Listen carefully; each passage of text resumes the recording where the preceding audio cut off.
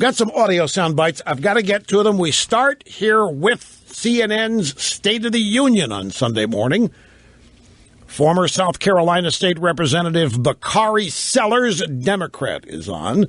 And they're discussing Ben Carson's campaign. And this Bakari Sellers guy, who is a former South Carolina Democrat representative, says...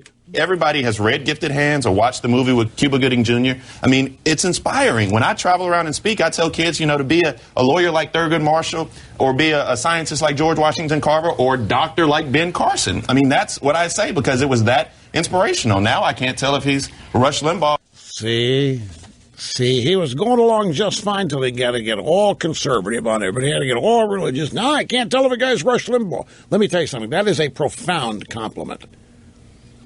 Somebody thinks Ben Carson's starting to sound like me, he's going to go places. But see, these Democrats, what they think is the mention of my name causes immediate disapproval for the person they associate with. This Democrat guy, this Bakari Sellers. So he's on CNN. And they've got to take Ben Carson out. They've got focus group and polling data that says Democrats hate me. So associate Ben Carson with me, that discredits Carson. That's why they do that. They don't understand that this is a multifaceted compliment. I'll take it each and every time. Grab number 2. We got to play this before we get to Ben Carson. So you got to hear Carson refute some of this stuff because he was really good and actually came alive on a couple of these things. But here's Marc Lamont Hill. Well-known malcontent, well-known civil rights activist, and he's now the professor of African American Studies at Morehouse College. Why does this guy keep changing schools, Snerdley? Well, he used to be at Georgetown, I think. I know he was at Columbia. Why does he keep changing schools? Do these other schools come along and offer better deals? I don't know. Anyway, the CNN info babe, Poppy Harlow, spoke with Marc Lamont Hill about Ben Carson's presidential campaign. And she reads part of the Washington Post op-ed that says that Carson's up-from-nothing story works with white Republican voters. Why doesn't an up-from-nothing story work with black voters? I mean, it's a distinctly American phenomenon. Up from nothing? It's happened to a lot of African Americans. Carson is one of them.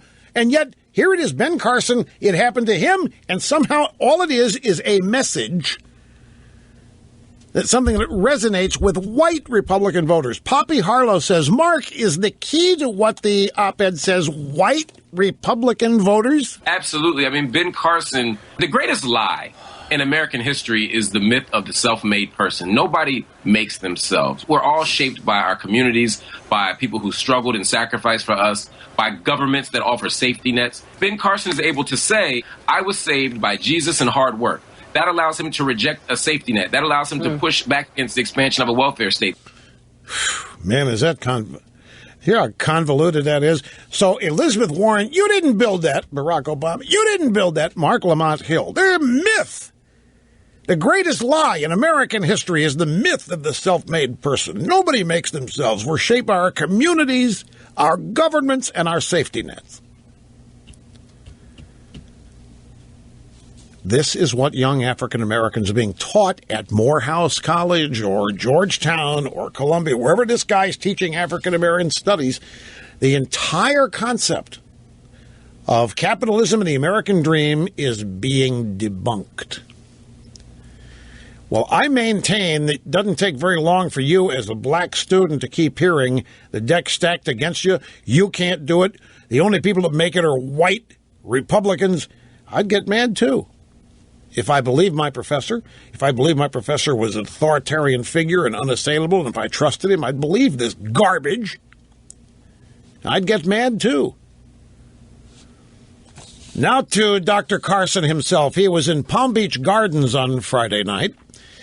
He held a press conference after all this Politico stuff. Reporter said, to what extent do you believe your West Point account is relevant to the public assessment of you as a presidential candidate. What it shows, and these kinds of things show, is that there is a desperation on behalf of some to try to find a way to tarnish me, because they have been looking through everything.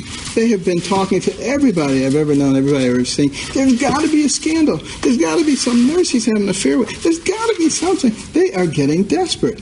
So next week, it'll be my kindergarten teacher who said I peed in my pants. I mean, it's just ridiculous. But it's okay, because I totally... Reported in says, you don't seem to have a recollection when questions were asked.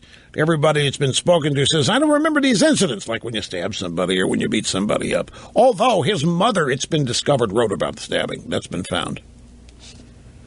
I've got it somewhere here in the stack. Anyway, here's Carson's answer to that. Why would they remember them? What a bunch of garbage. Only people who would know about that would be the people who were involved. My prediction is that all of you guys trying to pile on is actually going to help me. Because when I go out to these book signings and I see these thousands of people, they say, don't let the media get you down. Don't let them disturb you. Please continue to fight for us. See, they understand that this is a witch hunt. Yes, I'm going to tell you, that just fuels the media even more. When the people reject them, they get even more committed to the cause. See, back when the media had their monopoly, there wasn't any of this. The Politico story happens during a media monopoly, and Carson's finished. That's over. He can go out and do all the press conferences he wants. They're not going to get covered. All the reporters in the world can continue to blaspheme the guy. They go out and ridicule a guy, and he can do all the press conferences in the world, and nobody's going to ever know about it. But now everybody does know, and everybody does react, and the media has competition. It just steals them to get even more outrageous, to prove that they can still shape public opinion. Be right back, folks.